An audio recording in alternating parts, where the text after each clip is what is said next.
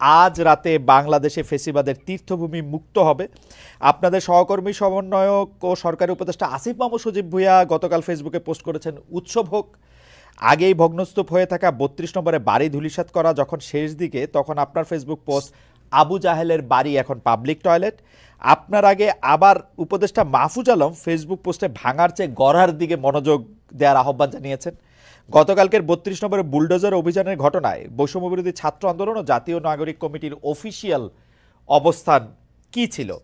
আপনাদের সমন্বয়কদের সবার অবস্থান আমার কাছে একরকম মনে হয় না, নাকি আমার এটা বোঝার ভুল?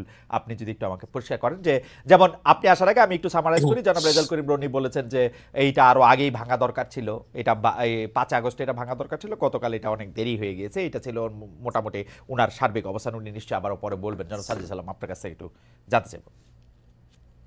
প্রথমেই ভাই দুঃখিত আসলে আমার অনাকাঙ্ক্ষিত ভাবে এখানে যুক্ত হতে একটু লেট হওয়ার কারণে। আর দ্বিতীয়ত আপনাকে অসংখ্য ধন্যবাদ আমাকে শুভকামনা জানানোর জন্য। আমাদের জন্য আসলে দোয়া করবেন আপনারা।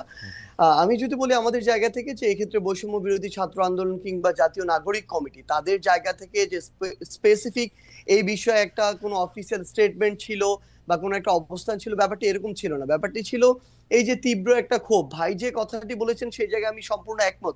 এই বিষয়গুলো শুধু এটা নয়, আরো এরকম অনেক তীর্থভূমি রয়েছে আসলে, যেগুলো যে চূড়ান্ত যে আমাদের এই পুরো বাংলাদেশের মানুষের যে ক্ষোভ বা এই বহিঃপ্রকাশ, এটা আসলে ৫ই অগস্ট কিংবা ৬ আগস্ট ওই সময়ে হওয়ার কথা ছিল, হওয়া উচিত ছিল। এটা আসলে অনেক দেরি হয়ে গিয়েছে। কিন্তু আমাদের জায়গা থেকে যদি আমরা বলি, গতকালকে আমরা যেটা দেখেছি, ঘটনাটা এই সময় এসে এভাবে হয়তো প্রত্যাশিত ছিল না।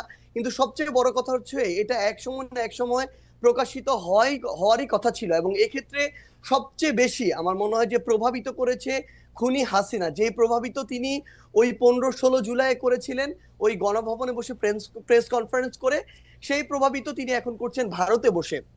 তিনি যখন এখনো তার জায়গা থেকে এমন টোনে কথা বলেন, যে এই টোনে তিনি কথা বলেছিলেন ওই জুলাইয়ের আগে, তিনি যখন এখনো তার ভিতরে বিন্দুমাত্র কোনো অনুসূচনা দেখা যায় না, কিংবা তার যে কথা বা এই যে এতগুলো খুন করেছে সেগুলোর জন্য যে দায় নেওয়ার যে বিন্দুমাত্র মানসিকতা, সেটাকে বিন্দুমাত্র অ্যাড্রেস না করে, বরং যারা এই অভ্যুত্থানের সাথে সরাসরি সম্পৃক্ত তাদেরকে প্রত্যক্ষ এবং পরোক্ষভাবে বিভিন্ন রকম আবার ওই ট্যাগ দিয়ে যখন উপস্থাপন করার চেষ্টাটা করা হয়, এই যে এতগুলো মানুষকে খুন করা হয়েছে তার নির্দেশে, সেগুলোর জন্য বিন্দুমাত্র তার জায়গা থেকে সহানুভূতি না দেখিয়ে, বরং তার ওই পূর্বের ইতিহাস দিয়ে যে সিম্পেথি নেয়ার যে তার একটি প্রক্রিয়া সবসময় তার ভিতরে দেখা গিয়েছে, সেটা যখন তিনি আবারও করেন তখন মানুষের ভিতরে একটা ক্ষোভ তৈরি হয়।